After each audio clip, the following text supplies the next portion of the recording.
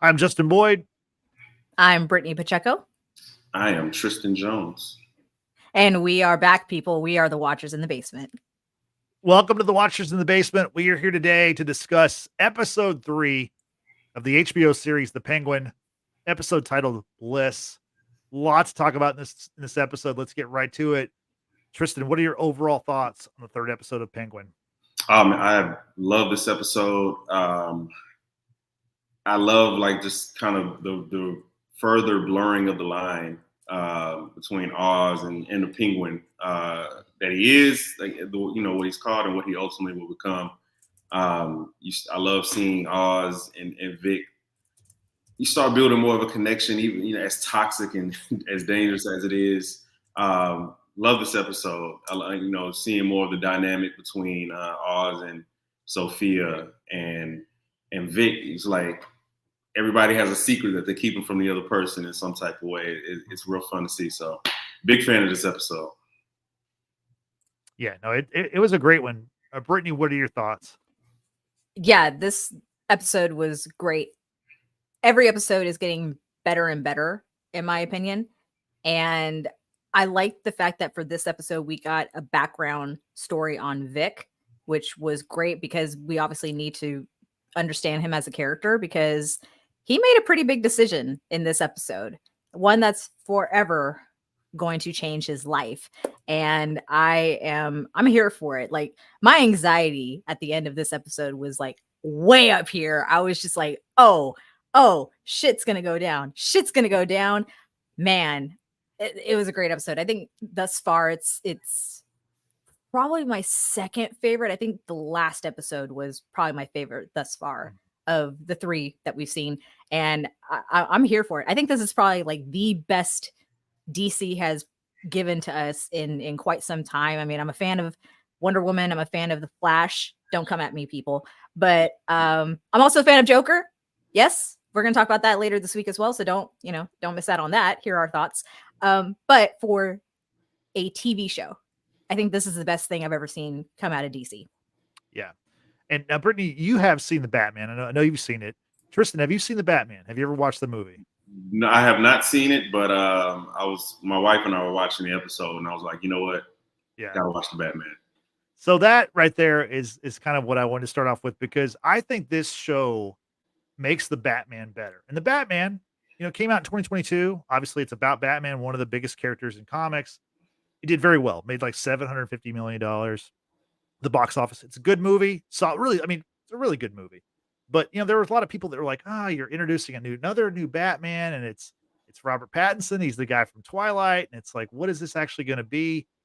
And this show has elevated that movie, years later. And I think this is what, when Disney does this with Marvel, with Star Wars, I think this is what they kind of want to do. And I don't think that they've done that really. I mean, maybe incrementally, but this show, it makes the Batman so much better. Just the way they've fleshed out the world. And it's like, we've never had a Gotham City like this ever. I mean, if you look back at the Nolan movies, which are masterpieces, for 2 of those movies, it's clearly Chicago. And the third movie, they're in Pittsburgh, because they even blow up the Steelers Stadium, or Bane does. But this feels like a place in that world. It's such a good show. Lauren LaFranc, who is the showrunner, and Matt Reeves, like, this is genius what they've done. Honestly, I'm so impressed. I was looking forward to this show when I heard about it a year or so ago, and I thought, this is going to be pretty good. This is excellent. This is like a top-notch HBO show. And that episode 3 was my favorite. Episode 2 was my previous favorite. Episode 1 was my previous, before that. So it's like Brittany said, just keeps getting better and better. And we kind of know where we're going with the next episode, but there's a lot to this to unpack. So let's get right to it. Brittany, you mentioned before, Tristan, you also mentioned this. This is very much a Victor episode. And I think we were all kind of wondering, like, okay, like, we saw how this kid got involved with the Penguin, but and we kind of knew, obviously, he lost his family in the floods that were caused by the Riddler in the Batman movie, but we didn't really get to see, like, okay, what was this kid's life before the flood? And this is where this episode opens, where we're like, the day of the Riddler's bombing. Tristan, what did you think about that? And at first, did you think that we were in a flashback, or because at first I was kind of like, like, is he going? Like, is this happening now, or is this happening like a few weeks ago? No, I definitely thought we were in a flashback, or at least it didn't take me long to kind of to pick that up. It just narratively, it didn't, make sense from where episode 3 flowed. I love the flashback. The flashback is actually what motivated me to want to watch the Batman. Yeah. Even without, here's the brilliance of the show. Even without watching the Batman and without having any type of prompt that there was going to be a flashback that, related to the Batman movie, when those bombs went off and I saw the flood, I was like, oh, this seems like a backstory that's connected to to the Batman in some type of way. So yeah, we got to watch the movie. We got to watch the Batman. So I loved it. I love, seeing his relationship with Gabriella. Like it's great to know that this character that we meet in so many vulnerable positions. Like he's a kid. He's essentially being held hostage for the night, by Oz. He obviously is an orphan, obviously he doesn't have anywhere to go. People are looking for him. The stutter, the fact that Oz mistreats him in such brutal ways. But like it is great to see him kind of the opposite. Like he still has the stutter, but like you see that level of confidence. You see like it is within him, right? The way he, how smooth he is with Gabriella on the rooftop. Yeah. Like it's great to see. Like okay, this isn't like this weak character. Like we see that he does have potential to be bigger than what Graciela. I'm sorry, I knew I was fucking the name up. Graciela. To see like, okay, like there is something within him that he can be more than what people would expect of him because of his speech impediment. So I love the flashback. Yeah, Brittany, what did you think about the opening scene and just, I mean, honestly, the destruction that we see from that flood where that freeway overpass is just destroyed by a tidal wave of water. I was like, wow, they're really showing I mean, the Batman movie shows certain things, but they don't show the destruction like in a neighborhood. They show, aerial shots of the city kind of being flooded. And there's like a Madison Square Garden in the middle where, the Batman has to save the day. But what did you think about that scene and just seeing the destruction from the perspective of Vic and his girlfriend and his friends? I think it's important to showcase the fact that all parts of Gotham City was impacted by the Riddler and the floods, and it took people's lives. And therefore, because Vic lost everything, his family, his very loving parents, his sister, and just everything that he once knew, granted, he's from like a not so great area of Gotham City, you understand now why he chose to run with the pack that he did the day he got busted by Oz, right?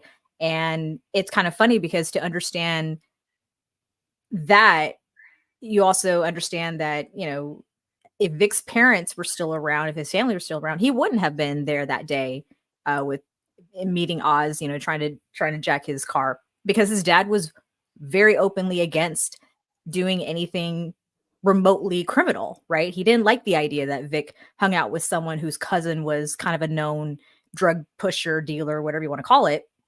And Vic had like a good head on his shoulders. He's like, no, he goes like, just like, I'm not doing that stuff. Like, just trust me. Right. And he had a really great relationship with Graciela, and, she didn't like the guy that was doing drugs. And so like, he was pretty grounded, right? He's from a bad neighborhood, but like, he was pretty grounded, right? He knew where he stood, but then, you lose everything. And then what? You're given an opportunity to maybe try to make some money, and you're going to do it, right? And that's where Vic started. He started with his friend whose cousin is a drug pusher. They try to boost Oz's car. He gets busted. Oz holds him hostage, if you will, right? And now he feels like, okay, I can't leave because Oz is a gangster. Like, he might come after me. He might, try to kill me and this and that, what have you. And these are very valid feelings. These are very valid thoughts. And for an opportunity for Vic to rise from nothing, that's a pretty sweet deal, right? Oz is offering him $1,000 a week just to drive him. Right. Like, I'll do it. Okay. I will go to Gotham City and be your driver. Because 1, I don't mind driving. 2, I drive fast. 3, $1,000 a week. Come on, it's a no-brainer. It's a no-brainer. Oz would like you as his driver. I think that would be I think he would. That'd probably be an upgrade over.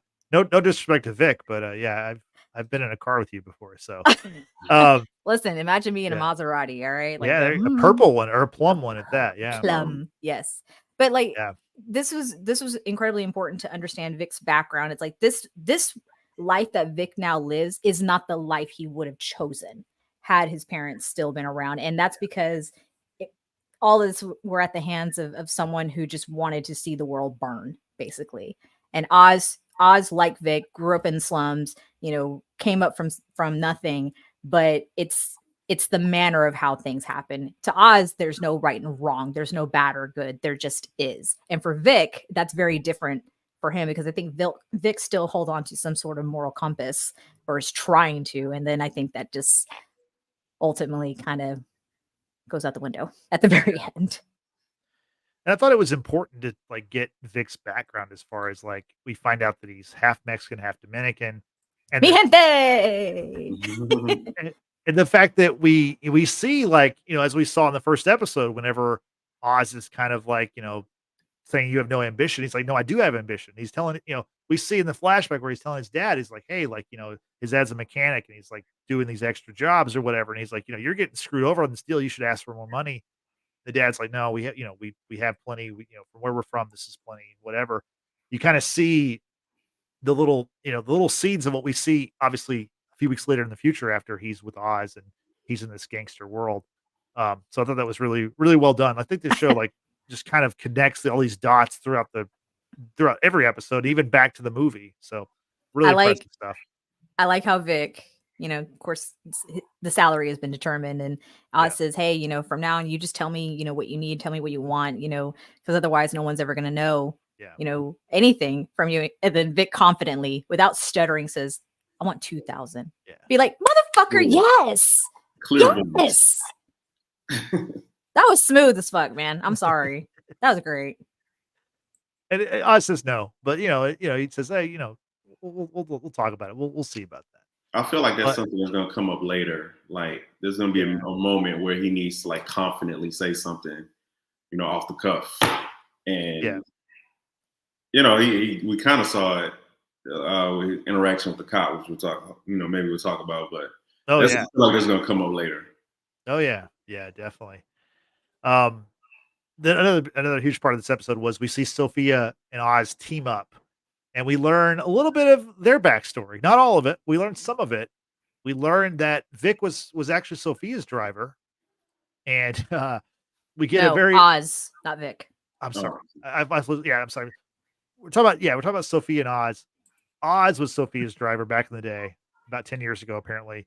Then we get a very uncomfortable scene between Vic and Sofia, where she arrives at Oz's house, and he's on the phone with Salvatore Maroni, and he kind of has to make small talk with Sofia, who Sofia is kind of like Jaws in this show, where you're just like, you're like, she's the shark and you're waiting for her to like kill everybody. And maybe we find out that she's not as bad as we think she is, but we did see her shoot somebody in the head point blank. By the way, that kid was one of the friends that we saw on the rooftop. If y'all remember that too. So very interesting stuff. But Tristan, what did you think about the team up of the dream teams, if you will, of Sofia and Oz in this episode?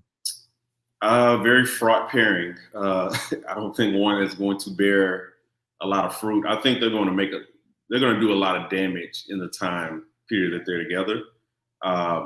It's so funny just kind of watching that dynamic, because you have Oz, who's this, we talked about this last week. Like clearly nobody truly trusts him, you know what I'm saying? But like he is able to talk himself. He's skilled at talking himself in and out of situations off the cuff. Like you can tell, like he's formulating a plot in the middle of speaking, whereas Sofia is a lot more calculated, and maybe she's had to be, being a woman in like this criminal organization or family. She's had to kind of develop those habits. Oz is, straight from the streets. So like, he's had to work around things, you know what I'm saying? And he's been like more, I guess, closer to like real action, you know. So like he's had to learn how to do it. So it's just funny seeing like the different skills, strengths, and weaknesses kind of play out against each other. Like Sofia needs to have a plan. You know, she's like I said, she's known for being the smart one. Yeah. Oz is known for, you know, they openly talk about him as the dumb one, you know, and which is clearly a sore spot for him. So just that juxtaposition is very interesting to see, but that's obvious. That's, like I said, it's a fraught pairing. Like those two were born to be enemies, you know, at some point. We'll just see how long this lasts. You know, I'm skeptical, but you know, we'll see. I love the pairing. I actually absolutely love the pairing. I see why there was like history between the two of them. And I think because Oz having been her driver, like he learned obviously a lot from her because she is so calculated. But he had to learn to think quick on his, excuse me, cleft foot. Lord, bad Brittany. But the way that they played off each other in the meeting with one of the triads, right? There's bad blood between the triads and the Falcones because Carmine Falcone had pretty much driven out the triads from Gotham and just kind of kept them in their little corner, if you will.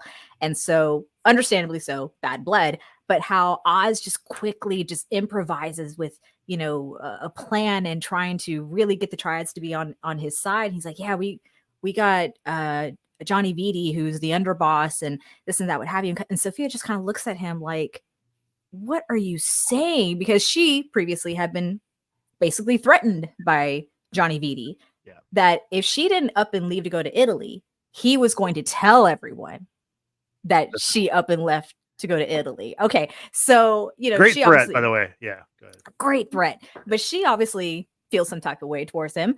We all do. However, she doesn't call out Oz on that comment, and she just kind of plays along with it. And they're just it's not quite banter. I guess you could say banter, but it's like it's just good playing off your partner. And once the meeting more or less has been set with, I guess one of the heads of the triads, Sofia just looks at Oz like, what kind of dirt do you have on Johnny Vitti? Like, she's not stupid, obviously. She's like, I will go along with this, but you better have a fucking plan. And I love to see them work together, even in that main meeting with what's his name? Mr. Zhang? I don't know what his name is. In the club. Love their chemistry together. I think it's really, really cool because I was curious as to whether if this may have been something a little bit more than just like a work relationship or not, but I don't think so. I think it's just like, you know, someone that you've gotten just to know over a period of a decade, and you really just genuinely care about them, and then a bad thing happens, and then you elevate and you just kind of like say fuck it. But I love the chemistry between the two of them. I think it just works. It works. Yeah. And we learned that the plot for the plan for the new drug was not Alberto's plan. It was Sofia's, because Sofia is trying to peddle this new drug called Bliss, something that she was given while at Arkham. Cristin, what did you think about the reveal of this new drug and the fact that she was actually the brains behind it, not the brother? The latter part does not surprise me. Yeah. Brother was not a genius, I would say. Nor did he ever seem like he could be the brains behind an operation. Too impulsive, too arrogant, you know. Sofia's a smart one, clearly. Does the drug have some kind of connection to the movie? No. I don't think so. I think it's just to further emphasize that Sofia, having been at Arkham for, years, saw an opportunity from within, and it's like, hey, when I'm out, I'm bringing this shit with me, and we're gonna make money off of it. So yeah, I think it's so interesting. Like, she's a victim of it, you know. So like she sees, like you said, from within. Like she has an actual personal connection with it, and man, you see it. Like seemed like snowfall in there. It was like a combination of some things. Yeah, like I thought that I want to see how much chaos comes behind this drug. But yeah, like I thought having her be somebody who actually did it, like also that gives us a higher painting of like what is Arkham like, how dangerous are these, patients or guests that you have to hype them up on that particular drug and like essentially keep them docile. And I thought it was brilliant the way she sold it to I'm gonna fuck his name up, but the other gangster, the Triad's leader. Right, yeah. Of just like, hey, this is kind of unstated thing. Like it kept us down. It made us, docile, like just willing to serve, like just kind of controlled, essentially, like playing off his greed and playing off the need for complete and total utter power. So I thought that was brilliant by Sofia, just kind of furthering like how calculated, how smart, how forward thinking she is. Absolutely. I mean, yes, one can say she's a victim of having been forced to take this drug and what have you, but to look at it from a different angle and sell it in the sense of like, look at all these people out here. They've lost so much. They don't want to be present. They want to forget. They want to, just live and experience life and just, be basically. And I love how very nonchalant she was about it in the end, about saying, if it's you or I can go to somebody else and somebody else, I really don't care who our representatives are. She's like, I just want it out there, and just trying to, like I said, just be very casual, nonchalant, just like, it doesn't fucking matter to me. It's going to get out there. You can either, be the one and have it cut in all of it or not. Like, we'll go to someone else and it's okay. And I it's just brilliant, like sales. Like, oh no, I'm always impressed with her. She nails it every single time. Yeah, I mean, you can tell she has designs on being the head of the Falcone family or the head of something. Like she's definitely a leader for sure. I am interested. I'm really interested in next week's episode because next week's episode looks like it's all about her backstory with Oz and whatever happened, how she came to become the Hangman, which maybe it was an accident. My guess is there's some kind of accidental murder that then she gets pinned. I don't know. I'm not sure exactly what happened, but we know I think her family sold her out, and I think they created this persona of the Hangman. We know that he ratted her out to her family. Yeah. Well, yeah, but you know what I'm saying, like, yeah, I'm really curious to see how they play that because she's very adamant that she's not the Hangman, so to speak, and even though we've seen her kill someone, but like, I don't know that she's the serial killer who killed 7 women, by herself, but we'll find out about that next week. One of the big parts of the episode was Graciela comes to visit Vic at Oz's place, and she pitches him on the idea, or she tells him, she's like, "Look, I'm getting out of here. I'm getting on a bus, going to California." And Vic's like, "What are you doing? Like, you live here, like, like." As Tristan, you were saying before, like, Vic was saying the first part of the episode that he was like, he loved living there, even though this Crown Point area is not one of the better parts of Gotham. He was proud of where he was from and he loved living there. He's like, the city's wild and this is kind of where he's always been, where he wanted to be.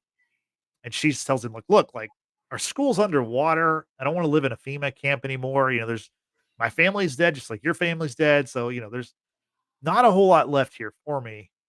And I love him explaining to her, like, yeah, I live with my boss and, I can't really go with you because my boss might get mad. And then she's like, what are you talking about? Like this, like, he's just your boss. Why would he care? And he's like, well, he's a little more than a club owner that I drive around. He's kind of a gangster and I've kind of seen some stuff and I've been a part of some bad stuff. And, I thought that was a great interchange between the two characters and just her kind of getting a glimpse and how crazy Vic's life has changed in a few weeks. I mean, obviously losing your family in a flood brought on by a supervillain, that's high up there on the list. But now you're just, working with this gangster and you're helping dispose of bodies every other episode. Tristan, what did you think about It's just another The- Tuesday. We finally get to see, we get to see Graciela gets to see like how Vic has been living since the devastation of the flood. Well, first, I mean, just kind of staying on top on that particular topic, like how fucked up is life in Gotham that like people are not. We should just see people on the streets like in mourning, you know. But it goes back to the drug, you know. Sofia was just like, hey, like people need shit to forget. Like this is how tragic this shit is. So you see not just the way like his life has changed, but you see again more juxtaposition of like how they choose to deal with that grief, right? Vic is just like, hey, I'm just gonna dive into something with a purpose, you know. Graciela is like, hey, my purpose might be elsewhere. It has to be elsewhere, right? Like, so in a sense, we see Vic in one sense like reaching for more, but like his arms are too short to like really reach. Like Graciela's going for it. Yeah. She's like, I have to get out of here, and I don't even know what the hell is on the other side of the country, but I have to get out. It has to be something better, so I'm going to take like the ultimate risk. And Vic is still on his baby steps of risk. You're like, right. I'll drive for $1,000. Gotcha. You know, I made it. You know, like I got my own room. Like I made it. You know, it's like there's still so much more. And ironically, that's the same lesson that Oz is trying to teach him. Like this. Right. In order to get more, you're gonna have to be more. You know what I'm saying? Like, but you have to see yourself as more. Like, maybe it just starts there. You know, like that baby step of like seeing yourself, speaking up for yourself, speaking with confidence, even despite the speech impediment. So, again, this episode was really big on juxtaposition. It's kind of bouncing off these two like ideals and philosophies and just means of, you know, ways about going about things. And you know, Graciela and Vic is one of the biggest examples. Yeah. And not to mention, go ahead.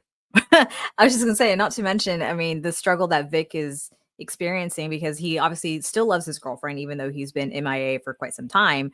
But Vic feels some sort of loyalty, albeit probably pressured, from Oz, because he did, you know, keep him hostage for a while. But then he's offered him a job, he's paying him $1,000 a week, and he's given him clothes, a place to crash, and this and what have you. And looking at it from the perspective of Oz has actually taken a liking to Vic, like genuinely, because of similar backgrounds, similar struggles, and how that kind of holds on to like Oz having some sort of humanity still in him.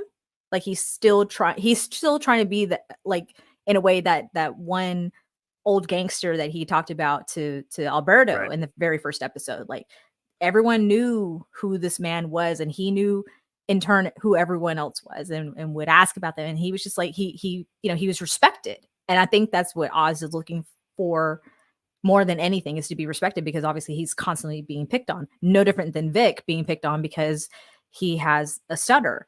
And we saw that with that cop who pulled up from behind, told Vic to get out, and Vic, in a nervous state, starts stuttering.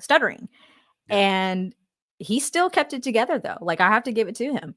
He had to, you know, pay off the cop in order to get the cop to go away, but like he kept it together. And in the same, when Oz and Vic are having lunch at this very, very fancy restaurant, and Vic is trying to order, but he gets stuck on the word Fritz for steak Fritz.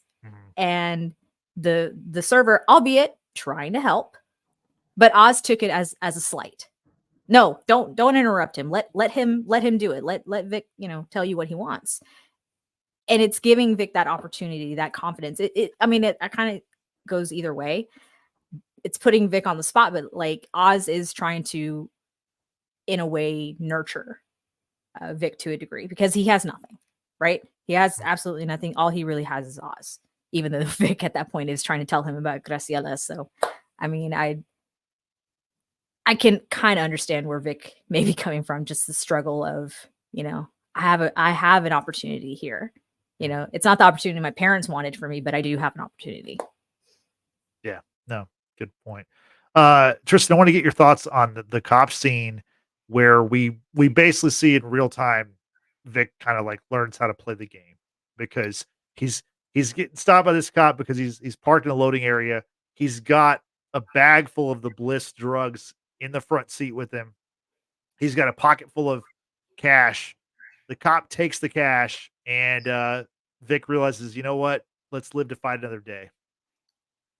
I think it's funny. I was looking at it as kind of like initiation. Like I think once this show gets like really popular or more popular than what it is, I think a lot of people will view that scene through the lens of like cop black kid interaction.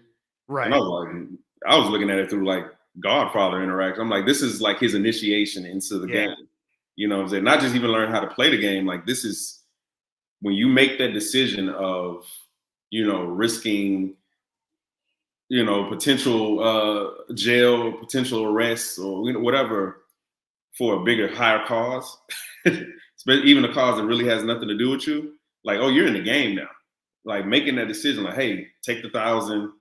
I'm gonna keep the freedom, like stuff like that. Like, that is you are in the game. That is your initiation. And this is we start seeing this turn. I read a lot of college essays for my kids. And a lot of times they like telling these stories about themselves, and it's just like they like to go from this bad thing happened, and then now here I am now, right, all healed. And I'm like, no, tell me where the turn was. Like, where's the shift? Yeah, where you start to become whoever you are now. Like, explain that in detail. And I think whenever we get to the end of the season, the end of the show, and we look back at Vic, the character, I think this would be like one of the biggest turning points of like him becoming who he is. And just having that, not even making a decision, but like doing what Vic, what I said was like thinking on your feet, seeming confident even when you're not, when you're scared. And this is, I think the initiation of like the new Vic. Yeah. And I do want to point out that dirty cops are nothing new in Gotham. And specifically in this Gotham, that's a part of the Batman movie. So wasn't super surprised by that part of it, but I did like the way that Vic played it. And then something else that Brittany touched on that I want to get your thoughts on. What'd you think about the scene with Vic and Oz ordering food? And Vic basically, or Oz is basically like, look, like let the man finish, let him talk. And then he tells him, Oz tells Vic, like, like take your time, be present, or don't, like, if you make yourself small, you're gonna be small. Well, it's two things on that. One, Oz is clearly like projecting, things that he's had to like master himself, developing that confidence. And two, like he's deep in the game, he's deep into like the gangster world. So like he knows firsthand, because these are the people that he bullies, or these are the people that he gets over, like the people who are not confident in themselves, the people who allow others to take up ground, take up space. Like being a gangster is all about territory. It's all about, these are my neighborhoods. This is my space. This is whatever. Like you never want to, let anybody get an upper hand or feel like, even if they're being innocent about it, it's like you can't ever be seen to not have the upper hand. So it's that extreme masculinity, superiority that you always have to demonstrate in that world. And he's, whether either one of them knows it or not, like he's being prepared to like really go deep into that world. Where Oz is, because shit, he might as well be like he's co-piloting these capers of madness. So like he might as well be in it. These are just things he has to learn and he has to know. Honestly, that he has to master them pretty quickly. And then Brittany, in that same scene, that same dinner lunch scene, whatever, we get Oz asking Vic about his parents, and we get the reveal of what his parents did, and then Oz basically imparts the wisdom that this is your dad. He's a mechanic. That's a good job. That should be the American dream, but that's not how America works. America's a hustle, and it's not set up for the honest man to succeed. What did you think about how he's imparting that wisdom on him also? Whew. Man, I tell you that kind of hit a little hard. I'm not gonna lie. I'm not gonna lie, especially given looking at it from the perspective of being a minority, right? And for a lot of immigrants who come here wanting to have that American dream and thinking, yes, this is going to be so much better than my home country, and I can do more, I can provide more, I can be whoever I want to be. But then you're constantly reminded you're nothing. You're not from here. You're essentially not welcomed here. You're going to be given the lowest paying, the least sought out jobs because no one else wants to do it. No one who's American, wants to do it. And then that's kind of beaten into you. This is all I can do. This is all I'm good for. And this is just what it is. So it's an interesting perspective that Oz offers to Vic, because the fact that Vic did say to his dad, you do a lot, you go above and beyond, you should ask for more money. And his dad's like, no. He goes, we do just fine, like we're okay, like it's wrong to ask for more. And I think of myself just from my own perspective of being at the job that I've been in for the last 13 years, and always doing a really good job, always being that go-to person, and being honest and being, present. And yet things happen for other people, not for me. And it's really damning. It really sucks at times. And I don't know if it's because I fit the categories of being, a minority and a woman and this and that, what have you. I don't know. But it's like, it shouldn't be like that. We should all equally have the opportunities, but in reality, we don't. We don't. So like I said, those words really hit kind of close to home. Yeah. Well, like I said, you could be somebody's driver tomorrow, and then listen, your job prospects could change real fast. Oz, my man, you and your clubfoot, let me know if you need another driver after this season. Just saying. So during that lunch meeting, I love how with Oz, he's always got he's spinning plates. He's always got 3 or 4 things happening at once. While they're at this lunch meeting, you think, okay, he's talking with Vic, and he's imparting this wisdom, and they're having this really, big conversation. And then you see why he's there is because Luca's wife, Tina, is having lunch at a table next to them, and he confronts her. And then we get the Johnny Vitti blackmail scene, which we obviously knew that Johnny Vitti was with Luca's wife, Tina, from photos that Oz had in the previous episodes. But now we catch him in the act. Tristan, what did you think about that? How that scene played out and how they found a way to rope Vitti in? Because whenever Vitti's name was dropped earlier, you're like, as kind of the audience, but also seeing from Sofia's perspective, it's like, what do you have on Vitti that can, how are we going to make this work? And somehow Oz does it. It was genius. Again, I think he always just had that as like his ace. Like if anything goes down, like he was trying to just give away, the evidence about Johnny V to not Falcone. Maroney? Maroney, yeah. Falcone, Maroney. He was trying to give that shit away. So, he just always had that ace in the hole. Played it perfectly because I was at a loss for how he was going to. It would have to be some type of blackmail, obviously. So, I mean, the natural thing is, hey, I got to cash in this chip, and I got to cash this in now because it's literally, life or death. I was surprised it took as long for him to snap on Johnny Vitti. He let a lot of insults fly, very, and quick temper type of guy. So but it was always going to take that blackmail. So I wasn't surprised that he had to cash that chip in, earlier than I think he wanted to. Maybe not what he originally set out for, but shit, out of options at that point. Yeah, no, it certainly is. But then also now it's he's so involved in everything that eventually it's all going to come back on him. You would think, right, Brittany? As far as now VD's aware that I mean, not that he's surprised, because he even tells him, he says, no one trusts you. Like, people keep you around because you're fun at a party or having a drink with, but no one thinks you're smart. No one trusts you. And then he calls in the Penguin, which is obviously a big put down for Oz. What'd you think about how that played out? I knew Johnny VD was going to go down to a degree in this episode when he first told off Sofia, basically how, like, you're not wanted here. You think you have a role to play, but you really don't. You're not meant to be here. And the whole threatening of, you get on that plane and to go to Italy in 2 days. And if you don't, that's where I'm going to tell people that you went to, right? Just Top tier. Man, I'm sitting there and I'm watching the episode with John. And I looked at him. I said, this guy's going to die. Like, he's going to die at some point. I didn't think it was going to be this episode, but I'm just, mark my words, the man's going to die.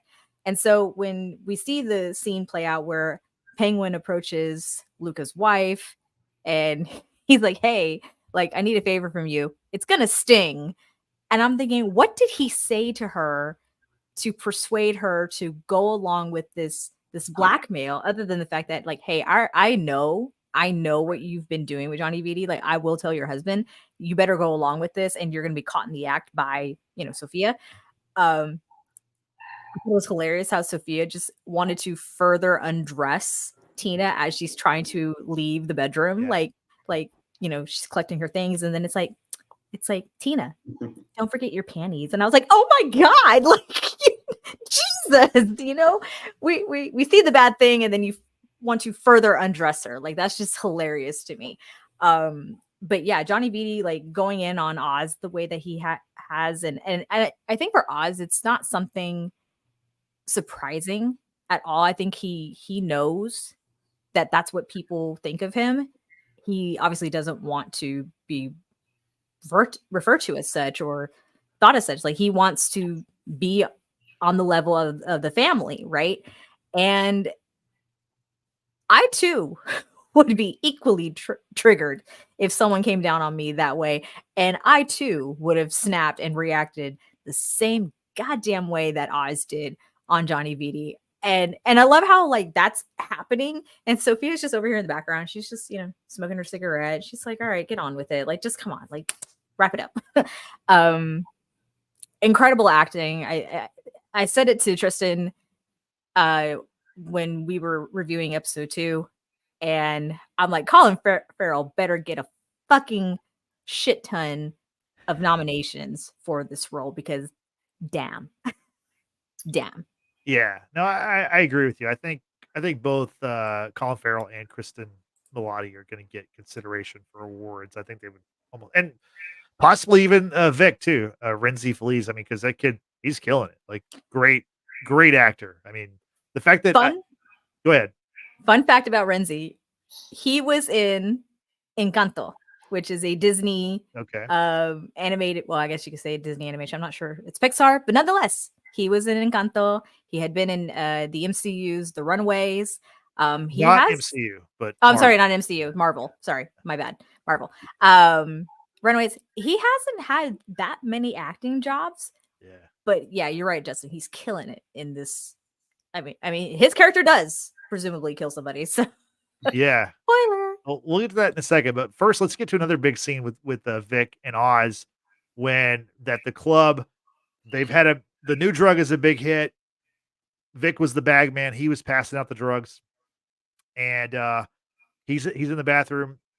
Oz confronts him there and or just meets him there. They're going to go celebrate, and that's where Vic finally decides to tell him that he's going to try to leave. And Vic doesn't think that he can leave, but Oz basically says, you're not my prisoner, even though Vic was his prisoner for the first 24, 48 hours.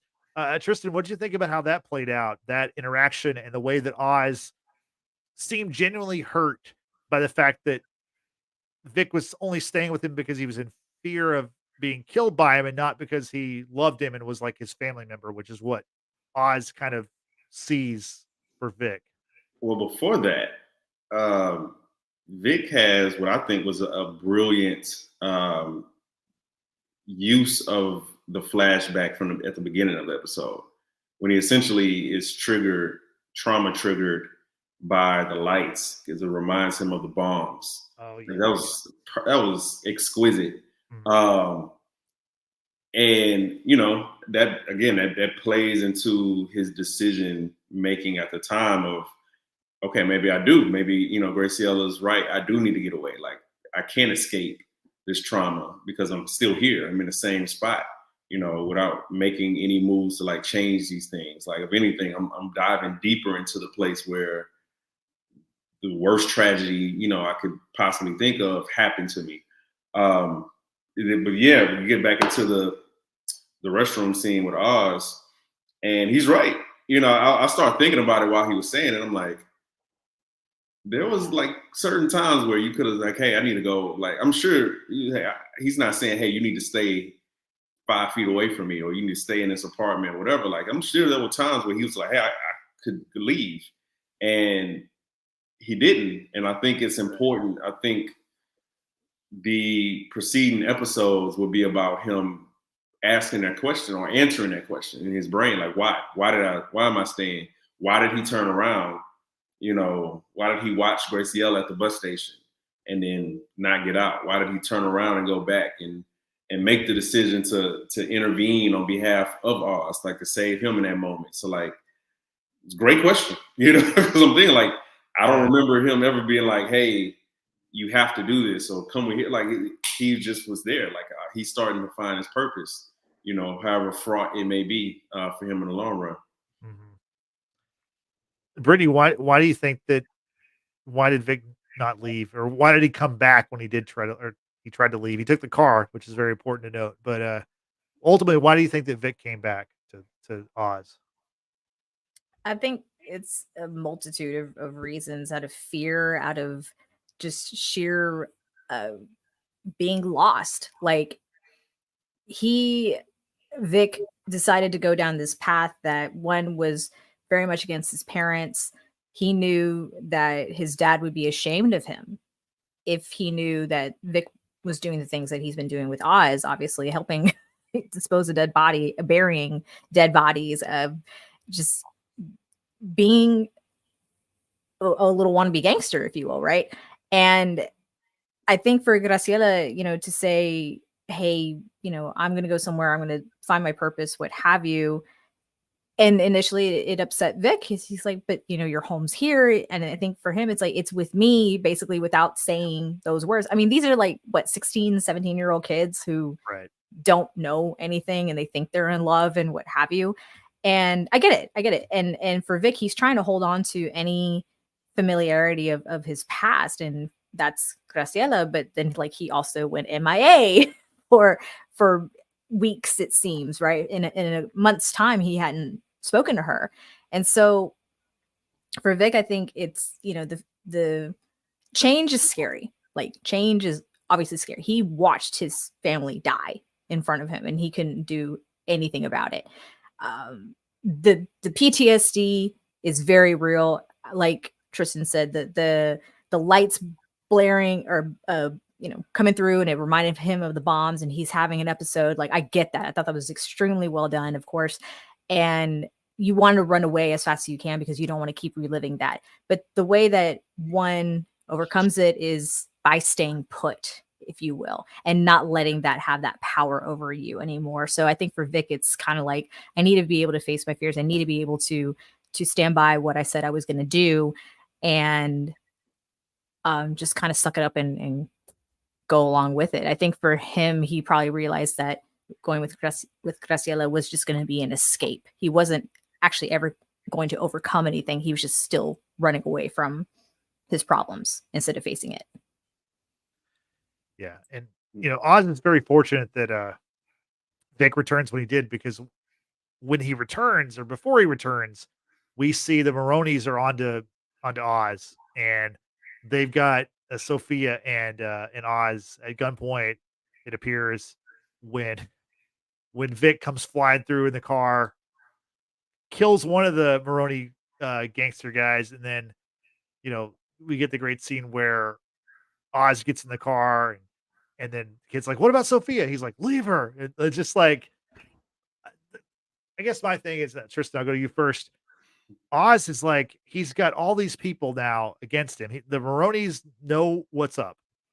Vidi kind of knows what's up. Now you've got Sofia against you again.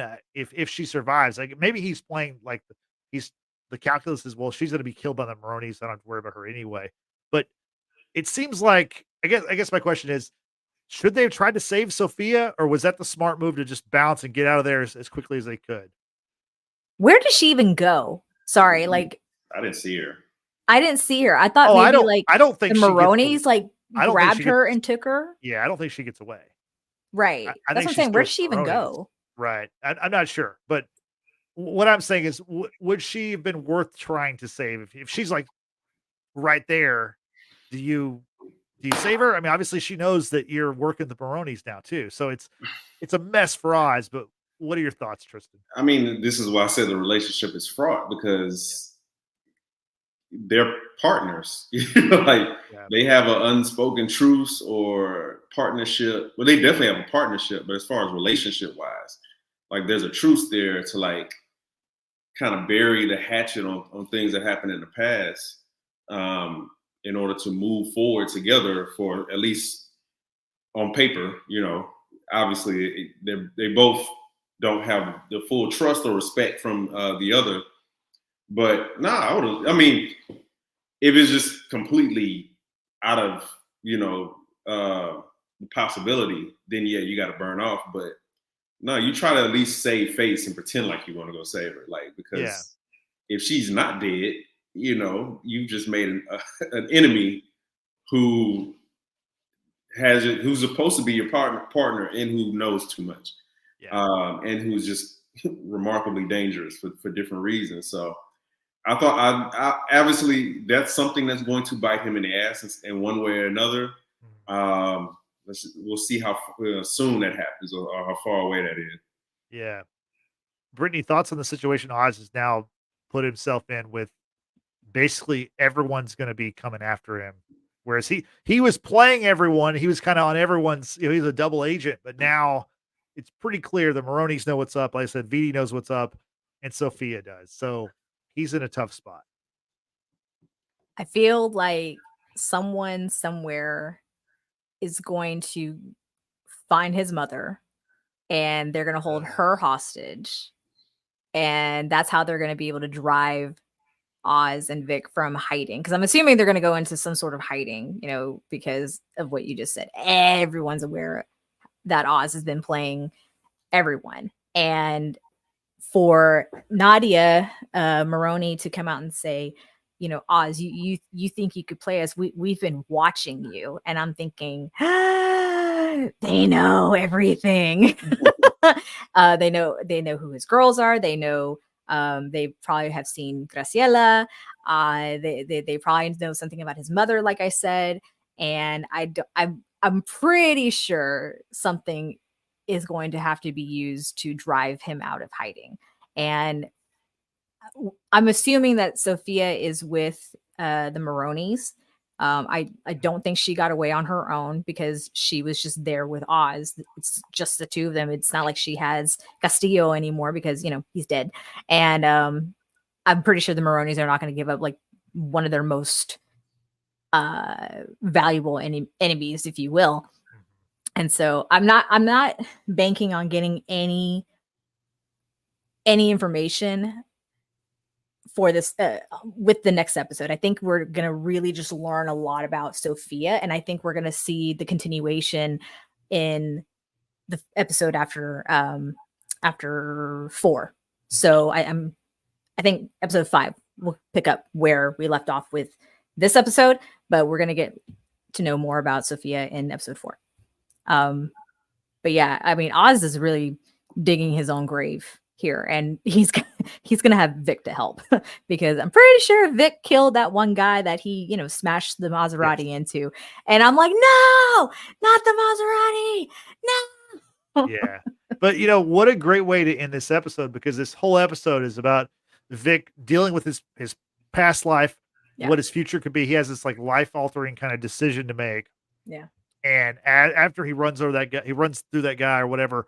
They get in the car, and and Oz says, "We're in it now, Vic. We're in it now." And the look on Vic's face is like, "Yeah, we are." Like, it's not like yeah, exactly. It's not like he's super psyched to be in it, but he is in it. So just a great episode all around.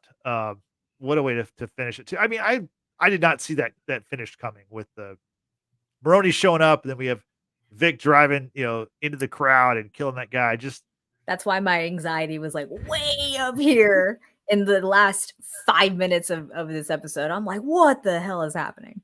I just wonder, like, how much longer can this go with Oz? Like, he's made so many enemies just in this one episode. I just don't see how he gets out of. I mean, obviously, he will get out of it in some way, but it's interesting to see. Like, we still have 5 episodes left. We have 5 episodes to go. There's a lot. I mean, story left to go through before we get to the Batman Part 2. But we're also in the middle of a gang war. Let's not forget that, right? And now the triads are kind of in partnership with Sofia. So are they going to come out to sort of help with getting her back because they need her product in order to make money? So I'm very curious to see, what armies are going to be built and who's aligning with whom and all hell break loose, honestly. But yeah, we're like, how is Oz going to be able to talk his way out of all of this? Like, are we going to see more torture? Because pretty sure we will. Yeah. Just as long as it's not the foot. I don't want to see his foot. No more feet. No more feet. Tristan, what are your thoughts on how the episode ended, or any other things you want to mention that we didn't talk about? Well, for me, just going forward, I really hope this isn't the end of Graciela. For Vic's sake, like, I think he needs somebody to balance out the whole Oz thing, Yeah. And Sofia's definitely not a balance of that.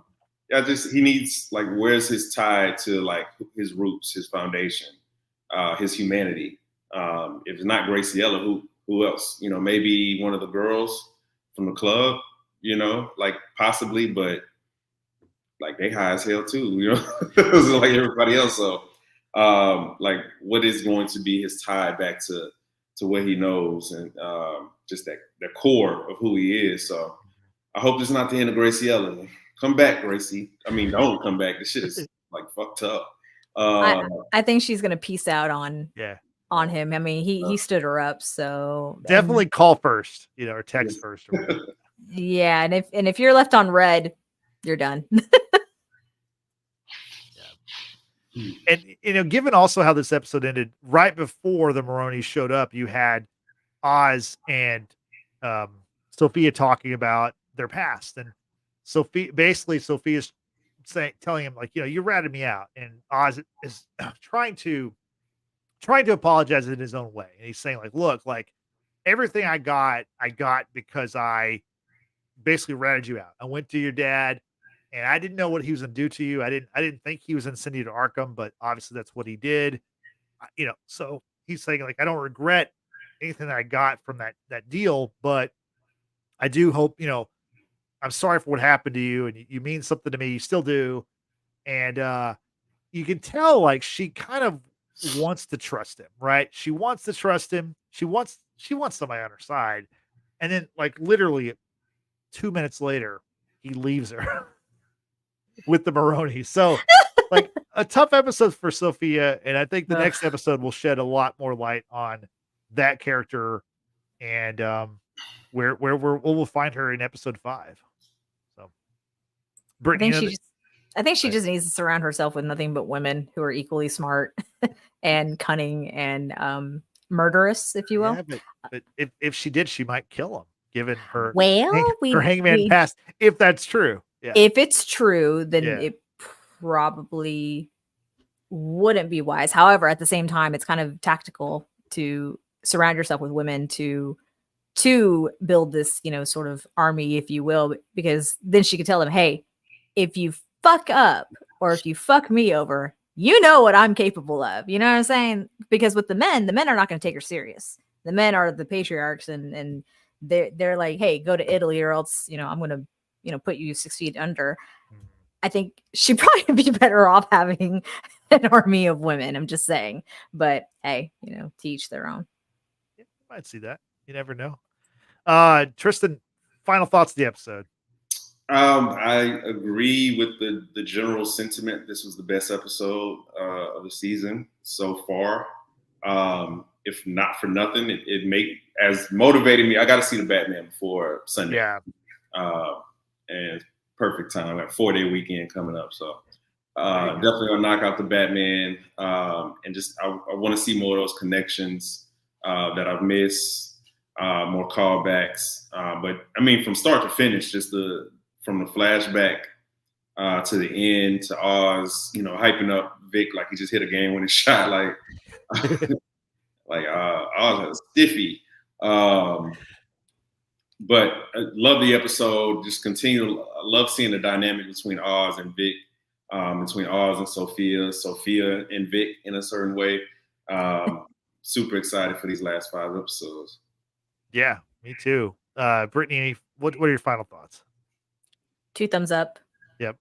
This series is great, and as a non-real DC fan, I guess you could say this is the best thing I've ever seen come out of DC. I'm excited for every episode. Better than the Dark Knight trilogy?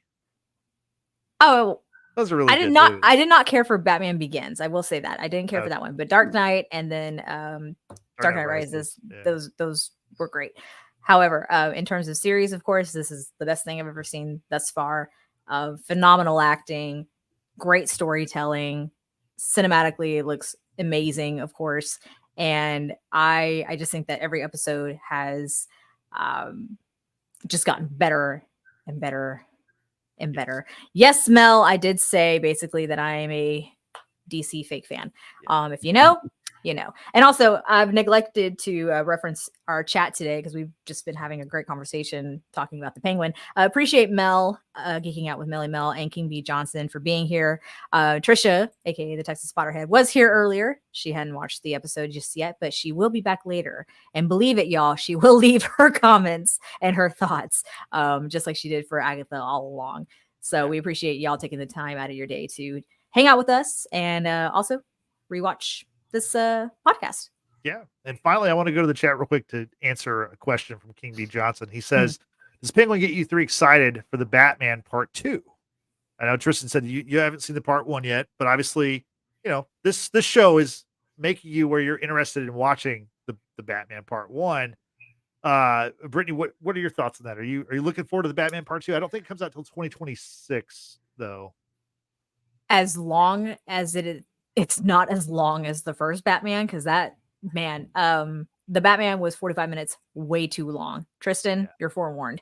And grab a snack, grab some. It's legit. Grab some it's wine. Like 2 hours and 56 minutes or 50. It's a long. It's a long movie.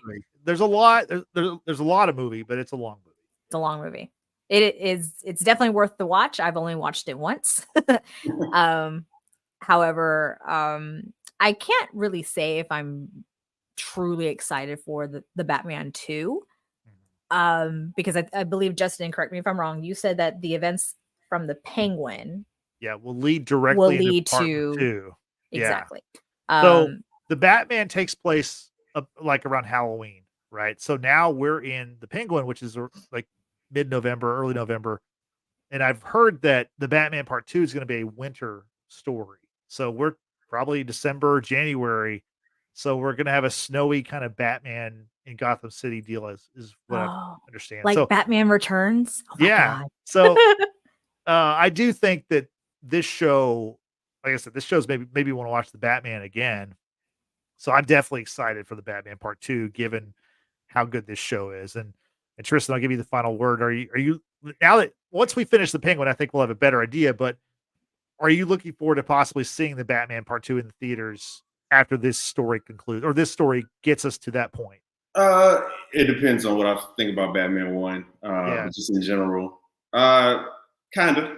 Like, I'll watch it. I don't know if I'm like, oh, I got it Thursday night. I got to go see it, premiere night. But we'll see after this weekend. Ask me next Monday. Okay.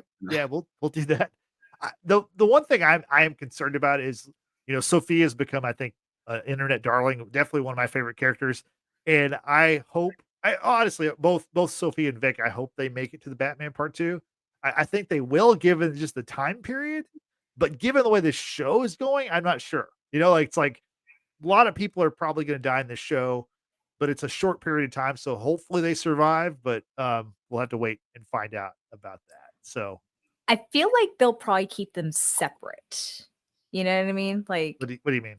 well, they might not be incorporated into the movie, is what I'm saying. I think if Yeah. they'll come, if Okay. they bounce back and forth between like the movie and then the series, like they'll Maybe. keep them reserved just for the series as opposed to the movies. Right.